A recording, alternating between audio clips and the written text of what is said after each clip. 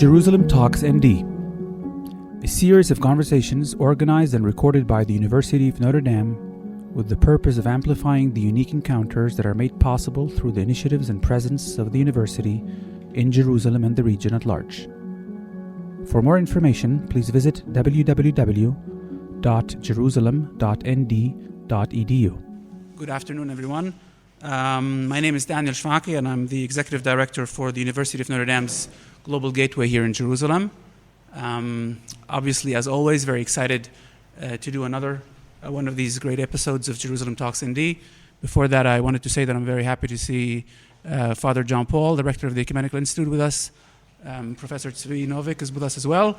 And obviously, the two cohorts of students, both the spring semester and the summer program, are both with us tonight or this evening. We're doing these Jerusalem Talks ND episodes with the idea to amplify the encounters that are happening on this campus, to share them with our colleagues and students back in South Bend and around the world, but obviously also with our partners and friends. This evening, we have the opportunity to listen to an interesting conversation between our own Avrum Burg and Professor Ruth Halperin-Kaddari.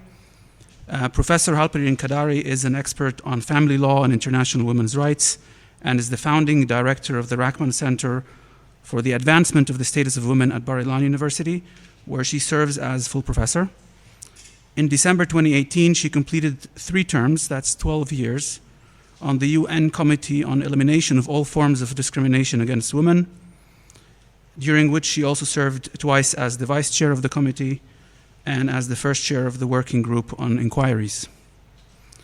A graduate of Yale Law School, she is a renowned speaker in academic and professional forums and has published extensively in her areas of expertise. So we obviously cannot invite someone with such a CV and a bio without talking also about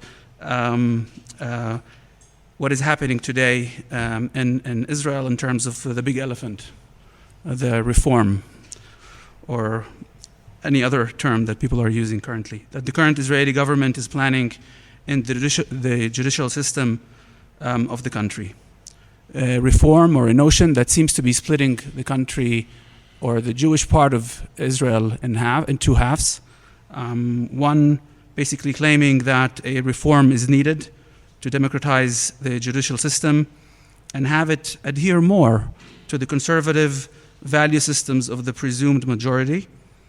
The other half is saying that a reform like that is basically questioning the whole balance between the different authorities and pushing Israel towards being an authoritarian state.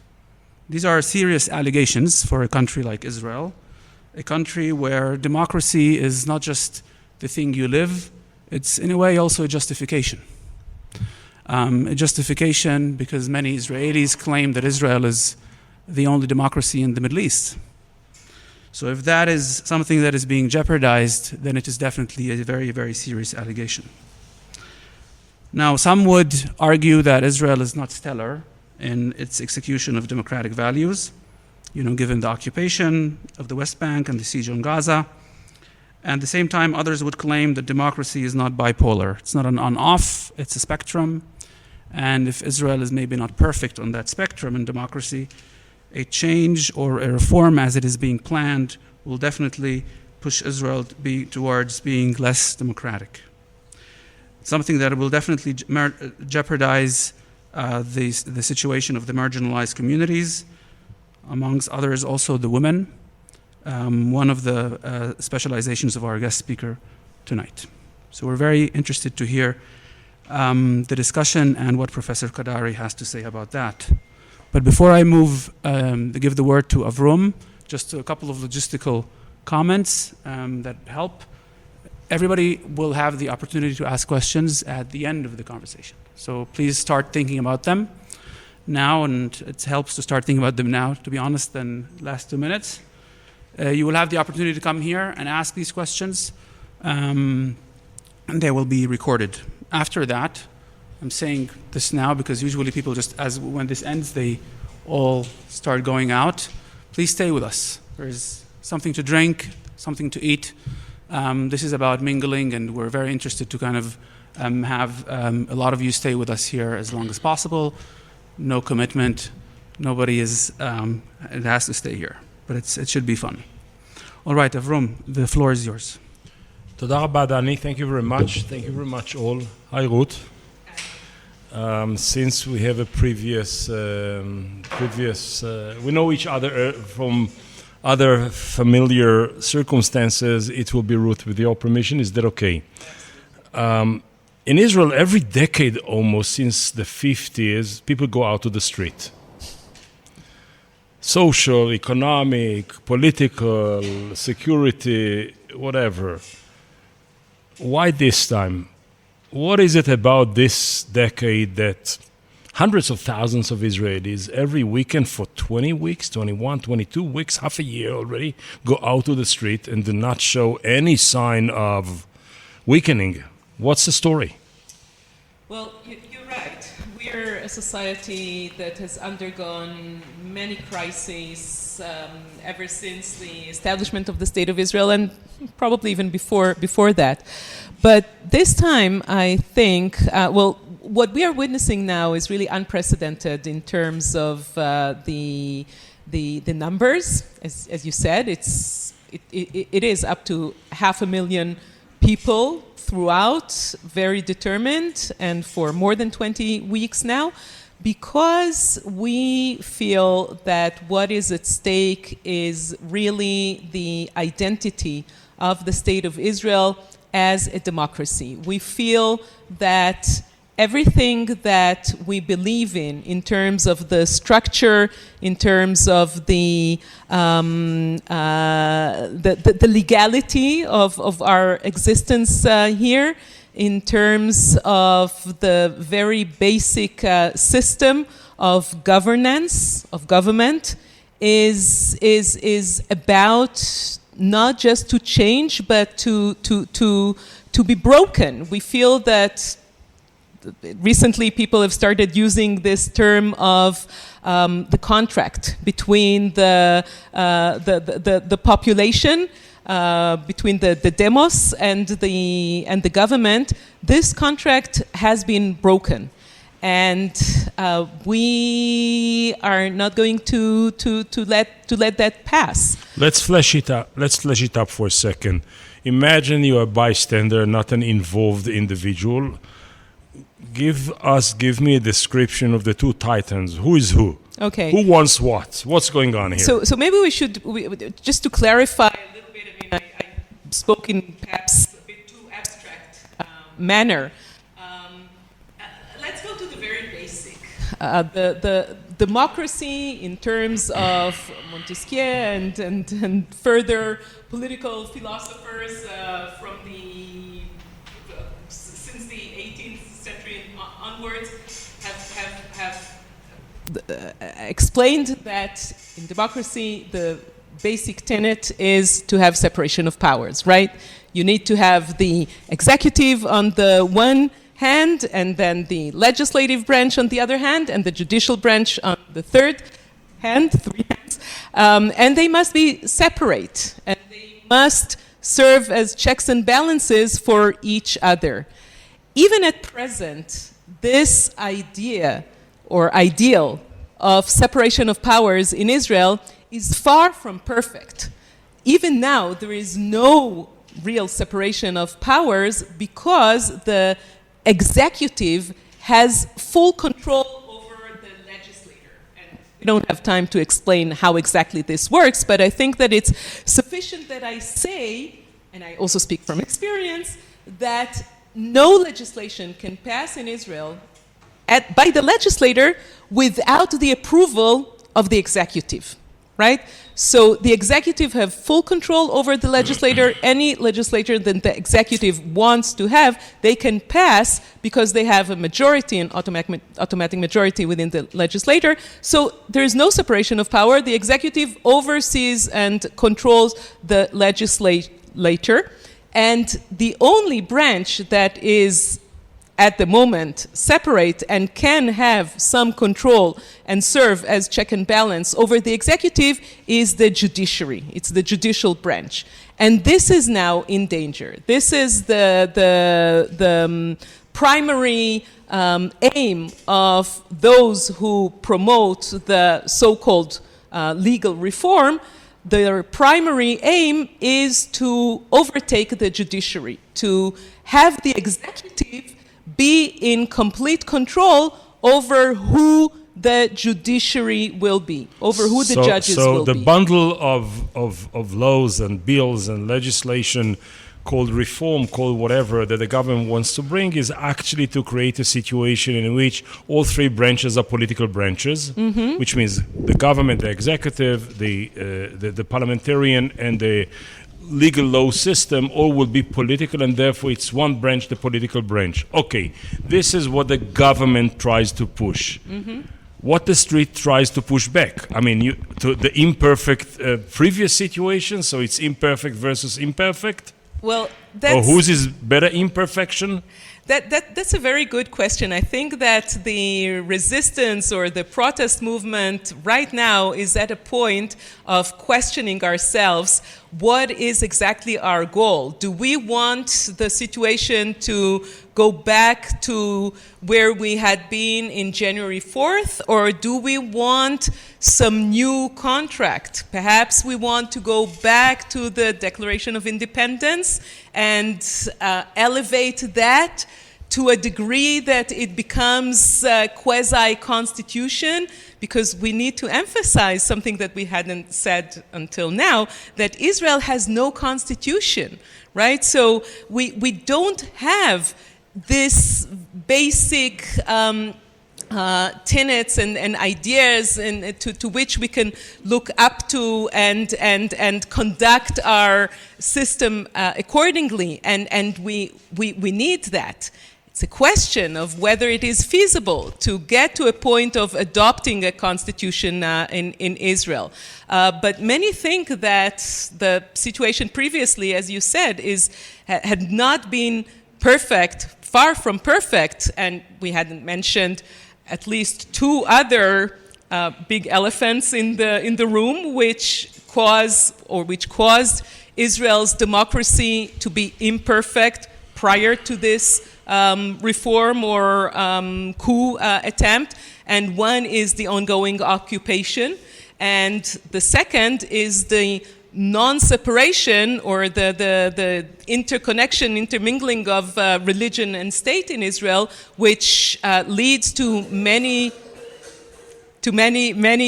human rights violations, including our other topic tonight, the situation or the rights of women. So let's see. What you describe here is actually looks like hand wrestling between two different conservative philosophies. One is those who want to conserve the broken Israeli situation up until this government, which is November 1st of this year, and those who would like to introduce a neoconservatism, which will be more religious, more nationalistic, and economically more capitalist.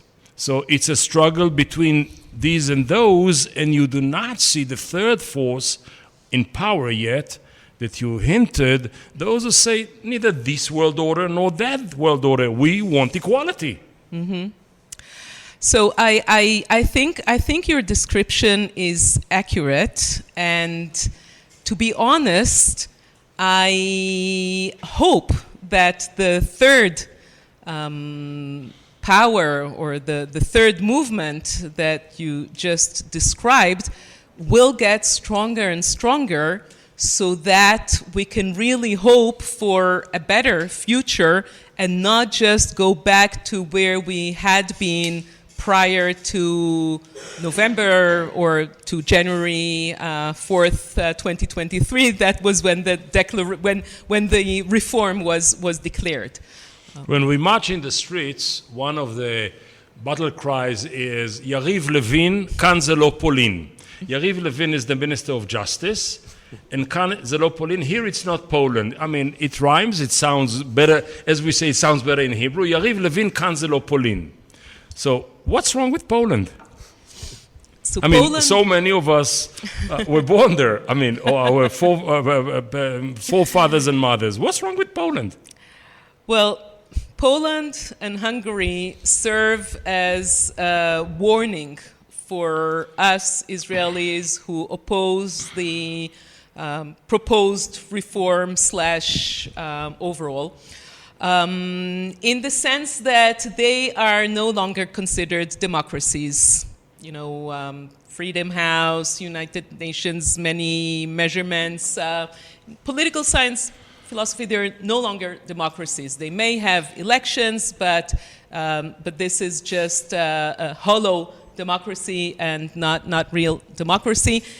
They had been democracies until 10 years ago or 15 years ago, and they underwent a very slow but determined process which paves the way to the camp that is now leading the legal regime reform now planned in Israel, step by step. We refer to the Polish model and the Hungarian model in terms of first overtaking or taking over the judiciary, and second, they're changing the constitution because they did have constitutions. We don't have constitutions.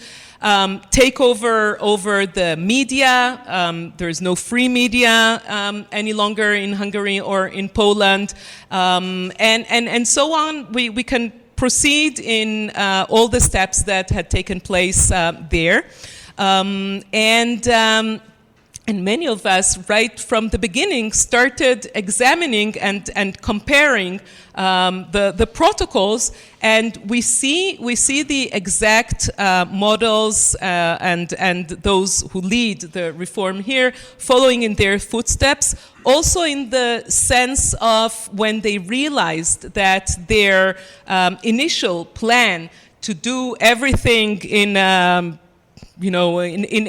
within 1 week, or this was unimaginable. When they realized that this cannot go through, and the population here is going to object, then they declared a pause and starting those talks under the auspice of the president.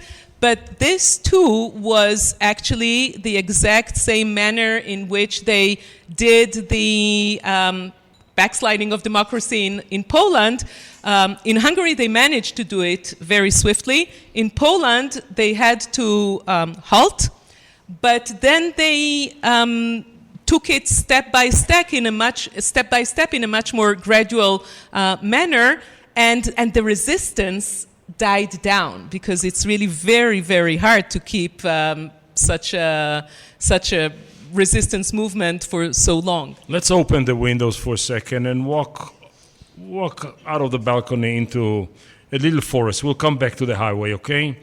You speak about, I asked about Poland, you answered about Poland and Hungary. I think it was Viktor Orban, the Prime Minister of Hungary, who described Hungary today as a illiberal democracy. He used Farik Zakaria old term of 25 years ago of illiberal democracy. Whatever illiberal democracy is, I will ask you, as a devil's advocate, what's the problem?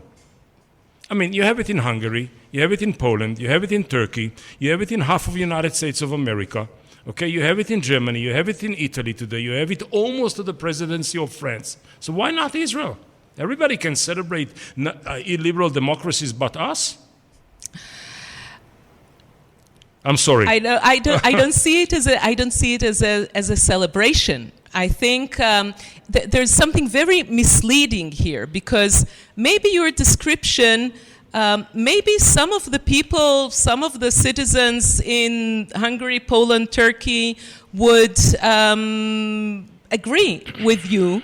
And many in those societies think that they can go on leading their everyday comfortable lives, But when it comes to issues of freedom of expression, freedom of press, freedom of academia, freedom of religion, when it comes to equality, to women, women's rights, to LGBTQI community, when it comes to criticizing the government, maybe for corruption, maybe for irregularities that are starting to be known to the public, then they realize that they no longer live in a free society.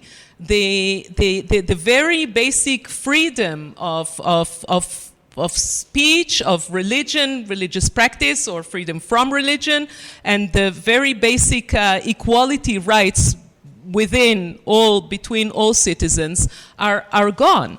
So that is why I say it is misleading, because we're not talking about democracies being taken over by authoritative regimes in a military coup, and we don't see people being sent to gulags or just being taken away and then never seen again. That's not the process that's happening, but democracies die in that very slow way. Let's stay here for a second.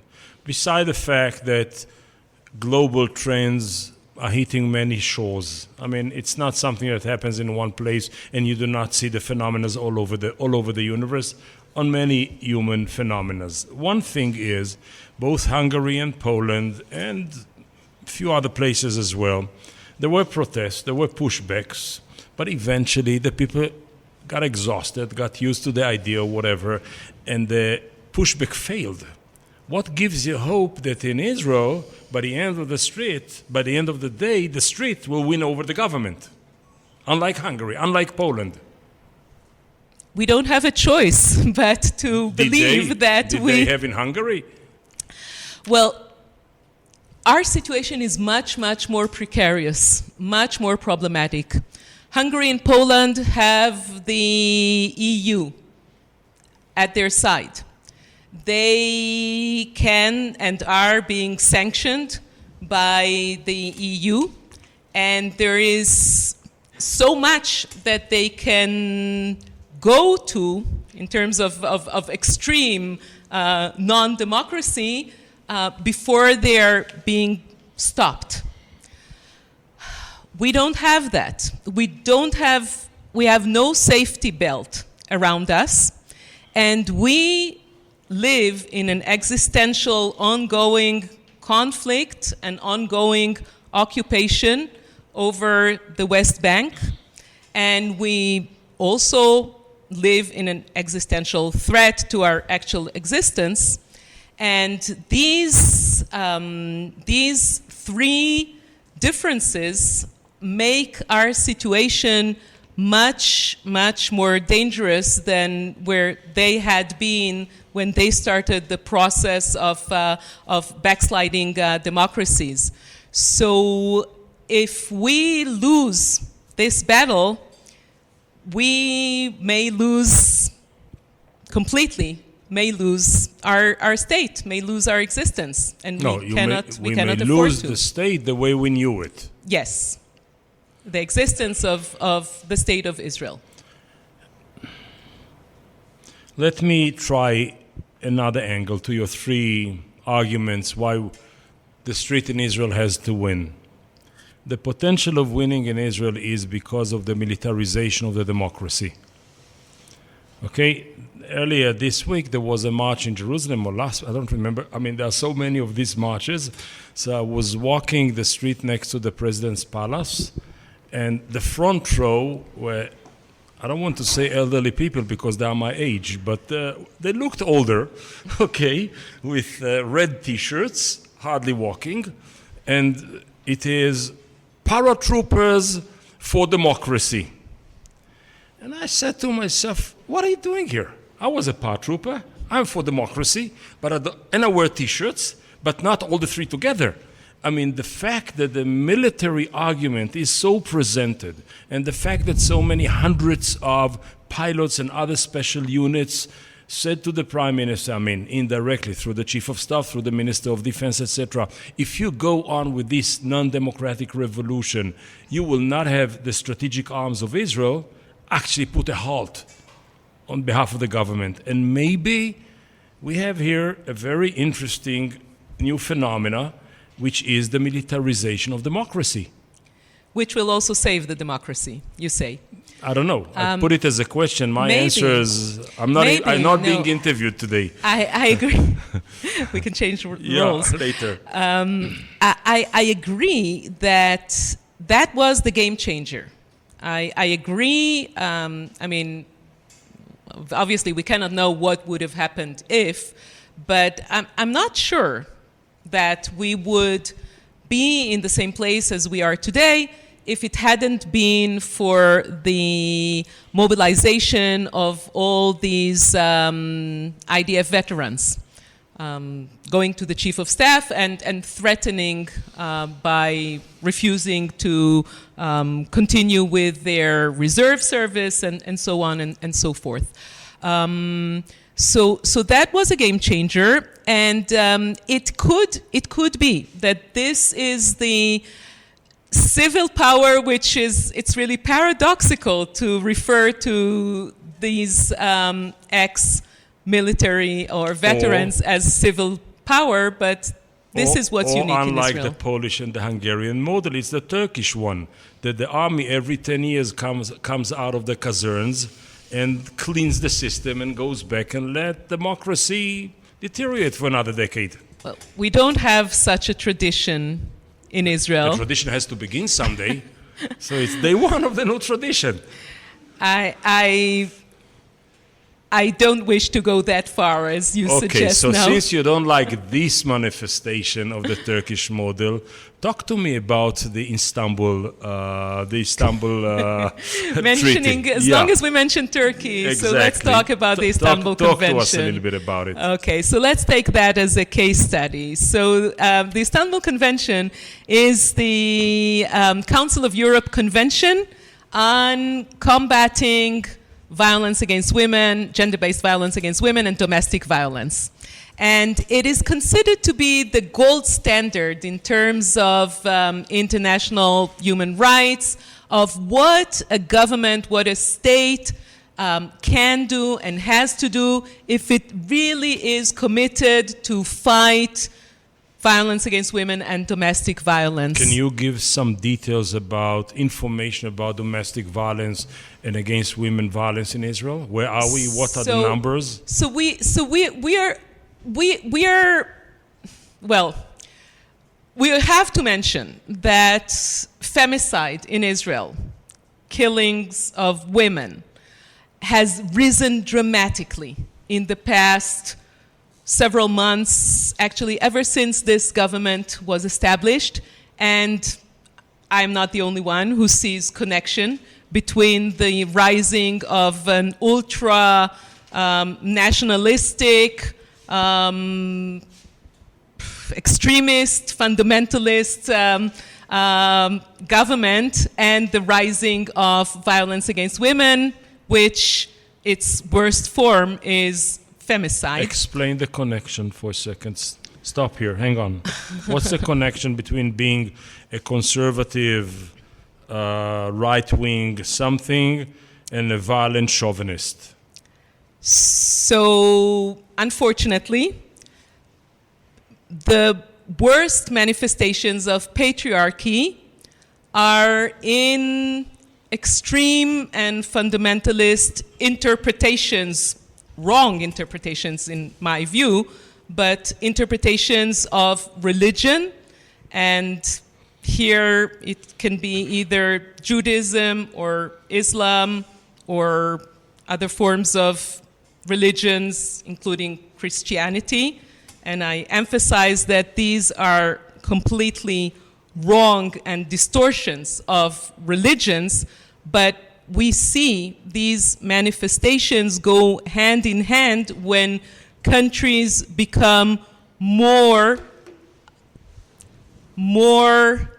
fundamentalists and extremists in their adoption of these versions of religions. And once again, we can mention Turkey and we can mention Poland. We can mention the complete abolition of reproductive freedoms in Poland as another manifestation of this distorted interpretation of religion. So misogyny, chauvinism, patriarchy are some of the most blatant manifestations of extreme interpretations of religions, and that is what we're witnessing now here in Israel. Let me be your interpreter for a second. We were that close to join the covenant, to join the treaty. What is it? It's a treaty. The convention. The convention. We were that close to join. And then all of a sudden walked in political forces and said, no. We shall explore their argument in a second. But most of them came from the regions or the neighborhoods you just described as more conservative, more religious, much more observant, and quite simplistic in their interpretation of the sages and the instructions of religion, and put actually a hold for Israel joining the convention, okay? Yeah. So now Israel is in the good company of, who else did not sign? So we have to explain that this is a Council of Europe convention. So first of all, it's all those countries that belong to the Council of Europe, but it is open to other countries outside Europe. And we were about to become actually the first to join, but the first there is non-European country to join. But we have to emphasize that Turkey, which was the first to join, and that is why it is called the Istanbul Convention, it was signed in Istanbul, was the first and the only one to pull out of the convention. So here is the equivalence, once again, between Israel and Turkey. And pulling out was exactly on the same account of those forces in Turkey, which are the more conservative religious, extremist and fundamentalist forces, flagging family values, ironically, but in the name of family values, pulling out of a convention which purpose is to fight domestic violence. So you can actually understand that family values in their view means allowing for domestic violence, allowing for chastising the wife or disciplining her, and in some extreme cases, getting impunity for these acts of aggression, which may also culminate in murder. But the same rhetoric of those who pulled out from Turkey of the Istanbul Convention is the rhetoric that served these forces here in Israel that stopped the process, that halted the process of us joining the convention. And they actually put it as in the coalition agreement. And that is so really actually the unprecedented. situation is that all of a sudden we have a fusion between first and second chapter of our conversation. The same forces who stand behind the governmental attempt for the legislative or constitutional reform are the same forces who pushed back or actually opposed Israel joining the Istanbul Convention with the same value system: tradition, religion, observance, women's status, structured family, etc., etc. Mm-hmm. Yes, and these are the same forces that are also behind numerous proposals in the coalition agreements. Some of the proposals are already on the table of the parliament, such as to legalize discrimination based on religious arguments, discrimination in providing services, so that a shop owner may be allowed to tell a woman who walks into the store that he's not willing to serve her based on his religious belief, or maybe even based on the religious belief of other customers who don't want to see women in public spaces. There's a proposal to allow for gender segregation in public transportation, women at the back, men at the front. There is a proposal to extend the jurisdiction of the rabbinical courts so that they may have jurisdiction not only in matters of marriage and divorce, but and not just rabbinical courts, any religious courts in Israel, but they will also have the ability to rule in all civil matters if the sides to the dispute agree to give them that power. And there are many other legislation on the way in the pipeline, all in the same direction of discrimination against women, taking away women's rights, far from gender equality, all in the name of religion. Talk to me in numbers for a second. You have a coalition which is more or less, popular vote. Forget about how many seats they have. Popular vote is something like 50% of the population, and the other 50% belongs to the non-government. This was the popular vote outcome. Yes. In the element or the non-governmental grouping, you have 20% non-Jews there, the Palestinians with the Israeli idea. You have 25% of secular people. You have this, and this. Along all of these, the number one to take the hit of all of these reforms and conservative new politics are the women, which are 50% of the population. But it is not a women's struggle. You have a sticker on your computer, you never walk alone. But there is a feeling that you are walking alone. Not you are Ruth, but you women, it's not an issue here in the protest. Okay, so again, this is very misleading, because on the one hand, many of the symbols of the protests are symbols associated with women. It's the march, the Handmaid's March, right? If we had a PowerPoint presentation, I would show you all these images of women walking with the robes, the red robes taken from the TV show and the book by Margaret Atwood, The Handmaid's Tale. So this is a very prominent symbol of the protest. We have women leading the demonstrations. One of them, Shikma Bresler, she's a professor of physics from Weizmann Institute, and she always speaks in Tel Aviv with a flag in her right hand, very much like Jeanne d'Arc or the Statue of Liberty. And we also have women at the forefront opposing these male chauvinists who lead the coup, and here I'm talking about President of the Supreme Court Esther Chayut and the Attorney General Gali Baharav Miara, extremely strong women. We call them our Iron Ladies. But you're absolutely right that when it comes to the media and when it so comes I'm both to misleading and right. Yes. Good. Welcome to the Israeli confusion. It's yes and no. It's always the usual answer is it's complicated. Yeah.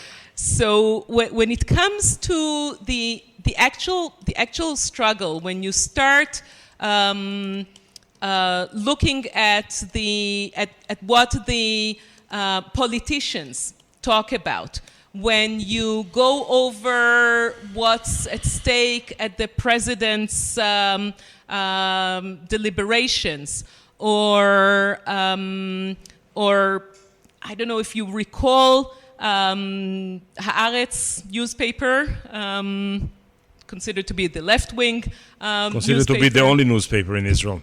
Okay. Yeah. It's the Israeli equivalent of the New York Times.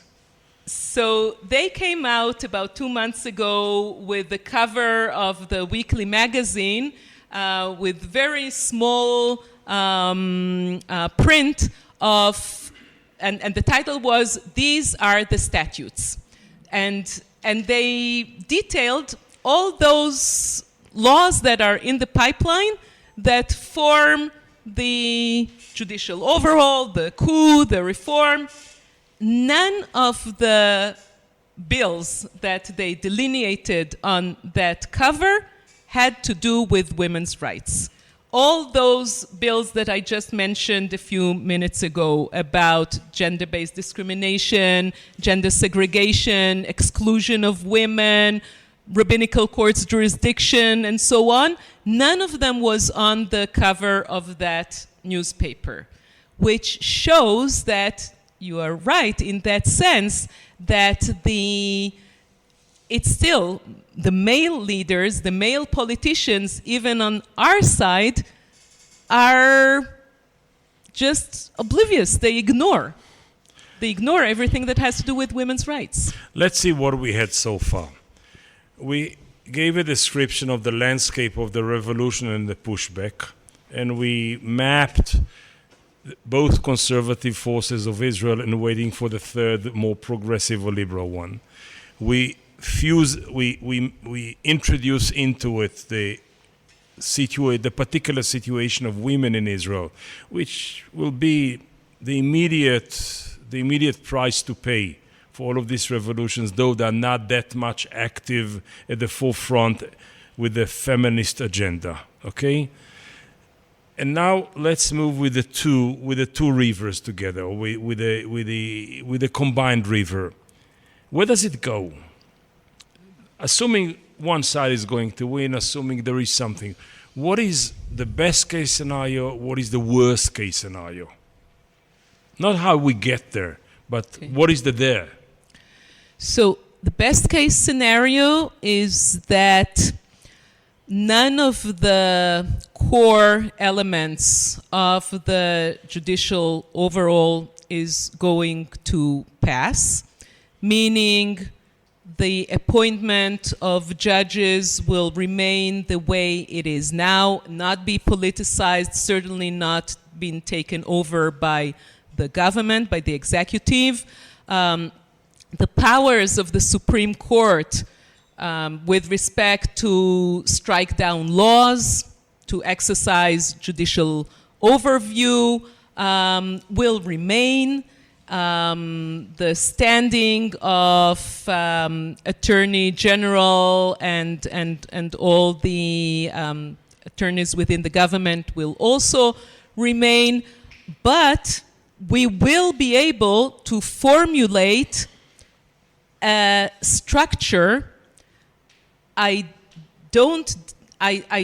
dare not say we will be able to formulate constitution, because I think that the Israeli society is too polarized and too split to be able to agree on the very basic substantive elements of liberal democracy, such as equality. And I don't mean just gender equality, I also mean national equality, equality between Jews and non-Jews.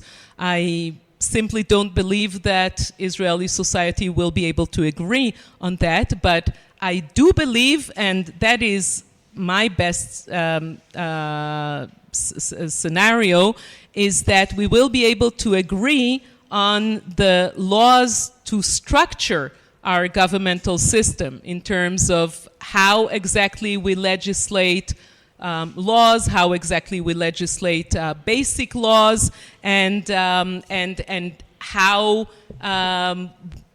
it is legitimate to have a change within the system, just to agree on the rules of the game, which at the moment are still completely unsettled in, Okay, in that's Israel. the best case scenario is minimal agreement about the rule of the games rather than a maximal agreement on the constitutional values. What's the worst case scenario out of this? The worst case scenario is that they will proceed with their reform/coup plans. And technically speaking, they can do that. They can do that within 24 hours because the core elements, the core bills are already ready to pass second and third reading within the parliament. And they do have the majority of 64 hands. And then? Okay, they passed the legislation. It's now engraved in the book of laws of Israel. Then what the street is doing? The street will protest in unprecedented numbers. I really don't want to imagine Let me help where you. it can Let me help reach you in with terms the of violence. Let me help you with the imagination you do not want to. Okay? It passes. We are all out in the street. And then 5 people go to the Supreme Court and appeal to the Supreme Court and say, this is unconstitutional, this is illiberal, this is this, and this. And the Supreme Court sanctions, yes, this piece of legislation is not kosher.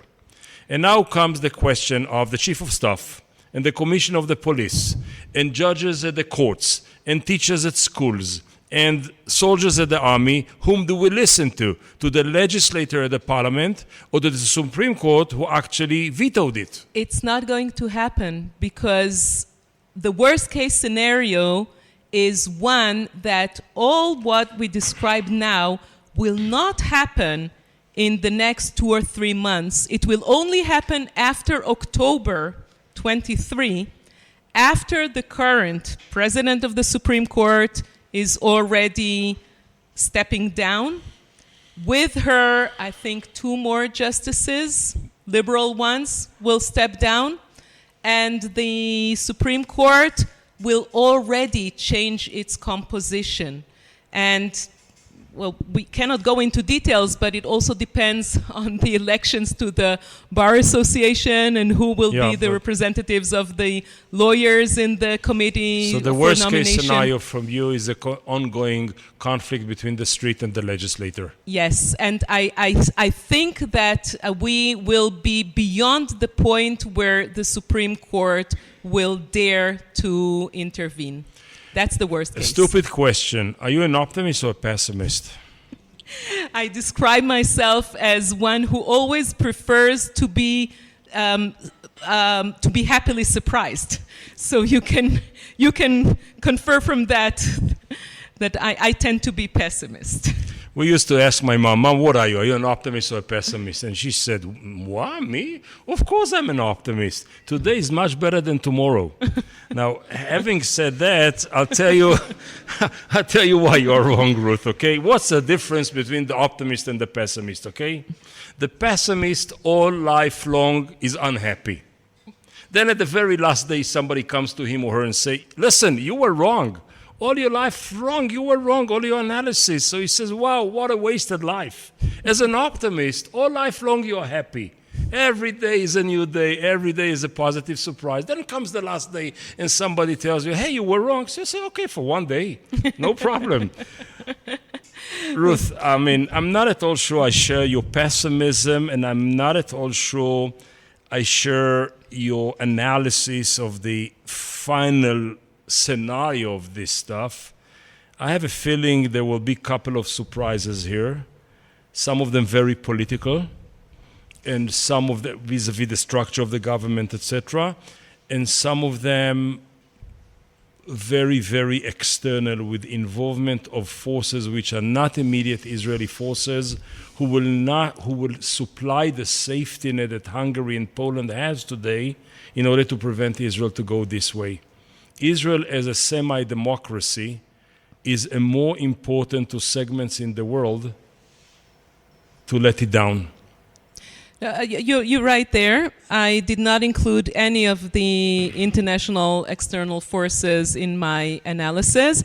And we also ignored another elephant in the room, which is our Prime Minister, Netanyahu's own personal interest in the continuation of this This is not plan. an elephant, this is a whole zoo, but that's a different story. Ruth, toda rabba. Thank you very much. תודה רבה.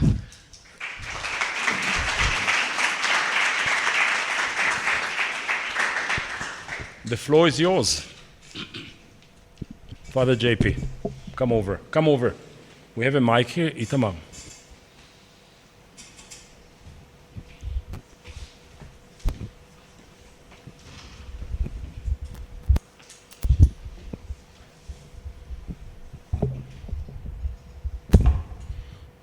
First of all, thank you for that analysis and your views on all of this.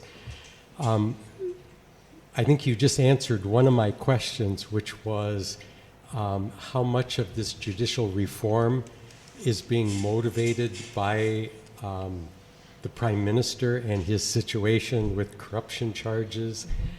But even more important, you spoke about the ramifications of the judicial reform on women's rights. How does this reform movement impact Palestinian issues? Palestinians with the 20% within Israel or in the occupied territories? Or both? Both. Thank you very much. Ruth. So I'll start with the second question. Oh, sorry. I'll start with the second question, and I'll relate this to the worst case scenario.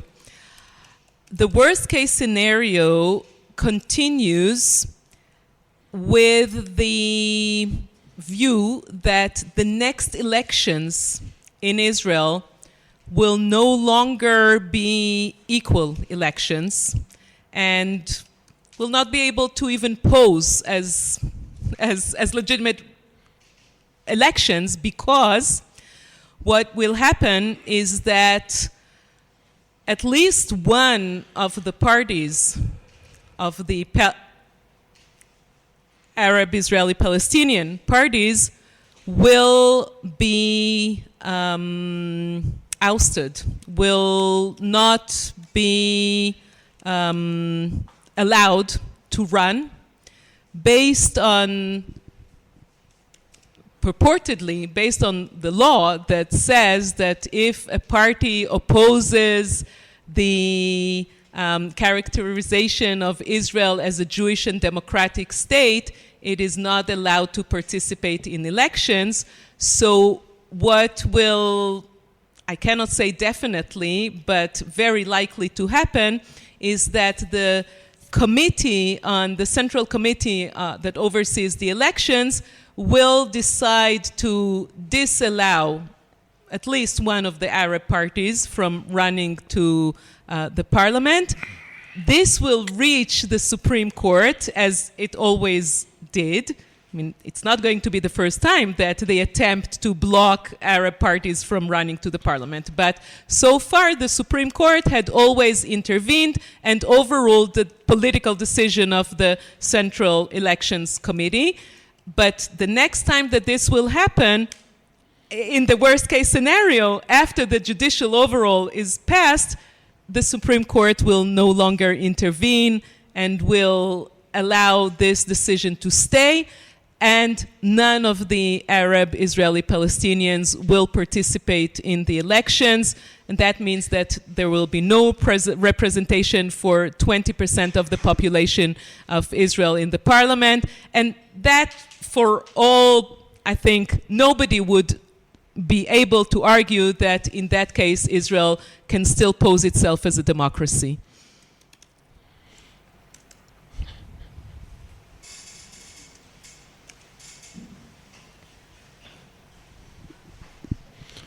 Introduce yourself. Yeah, I'm Nate Goodwin Kelly. I'm a student at the Institute. Sort of going off of Father JP's question, there are about 2 million Arabs living in Israel. I guess, sort of, what would your counter be to the argument that Avrum, and apologies if I'm twisting your words, but said that a lot of Not this for the is, first time. No. sort of preserving Israeli democratic values. What is your counter to the argument that a lot of the Arab Israelis have sat out these protests in part because it's inadequate to the reality of a military occupation that Israel is imposing on Palestinians? Sort of, how do you counter that there really wasn't ever sort of any notion of Israeli democracy given this occupation? I agree. I agree with that, and I think I referred to that in our conversation when I said that at least with respect to two basic elements in Israel's political and social structure, Israel had never been a democracy. One is the ongoing occupation and in the West Bank, and the discrimination within the borders of Israel towards the 20% of non-Jewish population. And the second is the religion and state and its ramifications on not just of women, but other violations of human rights, such as the lack of civil marriages in Israel, right? There's no marriage freedom in Israel. An Israeli citizen is unable to marry according to his or her own beliefs, and many are simply unable to marry because they are not allowed to religiously marry. Marriage within across religions, across religious affiliation is not possible in Israel. So there are many areas where Israel violates human rights, and in that sense it has never been a democracy, but the most blatant manifestation of that is definitely with respect to its Arab citizens and to the Palestinians living under occupation. Let the optimist take the privilege of the moderator, okay? It is right, and Ruth is right, that Israel is the only half democracy in the Middle East. It's a very prominent half democracy, functions for half of the people on half of the issues, half of the time, better than many others, but my feeling is that the longer the struggle between the street and the authority, the street and the political system will continue, more and more people will realize that the real struggle is not just over the comfort zone that we had up until recently. And it's not about setting and resetting the chairs on the deck of the Titanic, but it is about going deeper into the basic fundamental values of the society, which is missing from the constitutional discourse. And the very basic one of them is equality. When you talk about society and equality, it is not equality for me and inequality for the rest of them. It's equality for all. Equality for all means gender-wise, means national-wise, means political-wise, means religious-wise. So the longer the struggle will continue and the more persistent or stubborn the political I don't know how to call the political chauvinism of the government will continue, more and more and more people will join the camp of equality. And this eventually will invite the Palestinians with the Israeli idea to say, wow, maybe it's about us finally. Maybe we can join forces. Thank you. I guess that was sort of related to my follow-up. Do you think that point of view is something that is held by majority, even a I'm just the moderator, ask her. Do you think Avrum's point of view is held by many Israelis or even like a small portion, or is that just optimistic view? Well, it is the optimistic view, but I think that there is a process, and I definitely share Avrum's analysis that things are changing. And to give you just an example or proof of that, at the beginning of the demonstrations, the organizers were very careful not to invite Arab speakers. neither in Tel Aviv, nor in Jerusalem, nor in other places. Slowly but surely, at least in Jerusalem, not only there are Arab speakers, but also the Jewish speakers, they do talk about the occupation and not just about the things that need to change for the Jewish majority, for, as Avrum said, in our comfort zone, but to realize that there must be, in Hebrew we say root canal procedure to re-examine the very basic structure,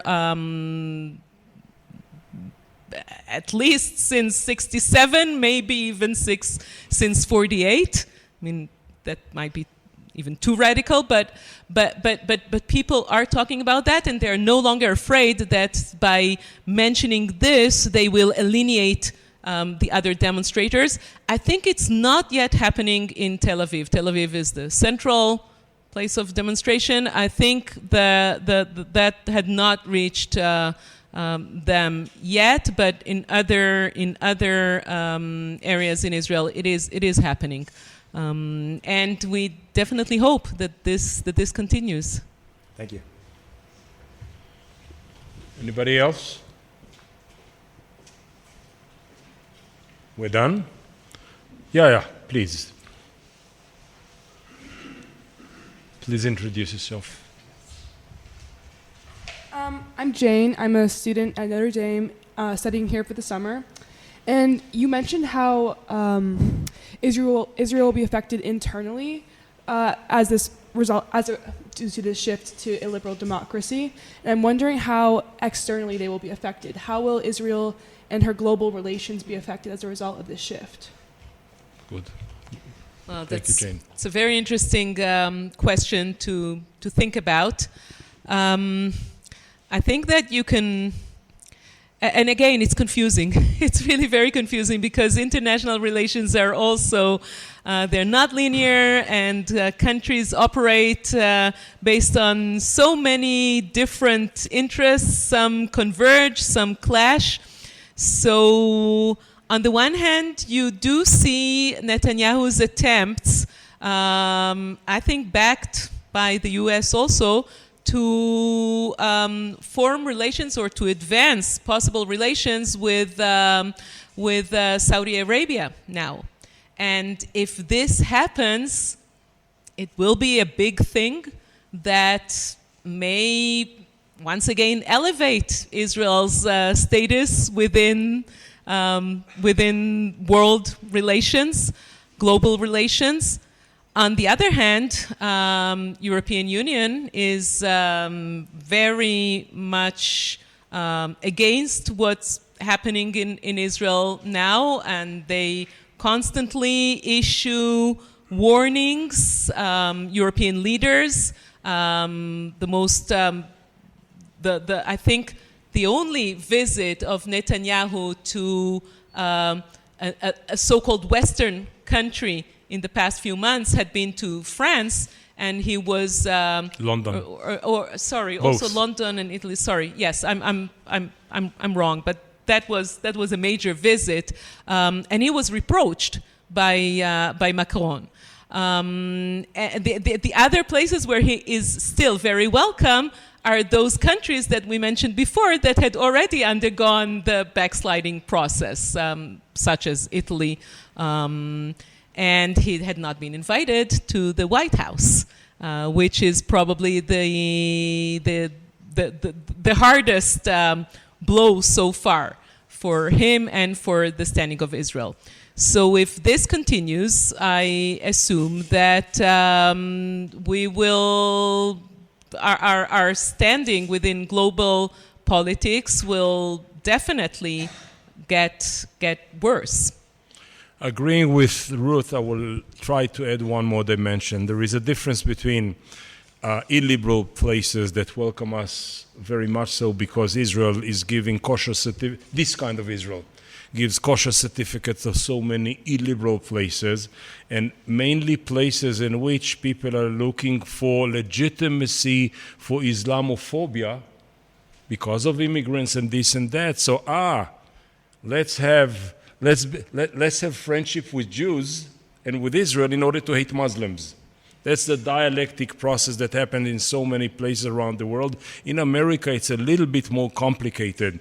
The number one achievement of Netanyahu's regime of the last 20 years or so, that he succeeded to take an issue that was bipartisan consensus in America, which is Israel and Israel's safety and Israel's democracy and the shared value language between the United States of America and the State of Israel, and made it not only very partisan, but very partisan with the very right-wing Tea Party element of the Republican Party. So the elections of 2024 are crucial for the position of Israel in the United States of America. Who is the president, Democrat or Republic? And if it's a Republican, and if it's a Republican, who is the Republican president? So the status of Israel vis-a-vis America, I will say the jury is still out, and a lot of it is in your hands. Thank you. Thank you very much. Guys and girls, it was a pleasure having you with us. Thank you very much, Ruth. Thank you very much, all.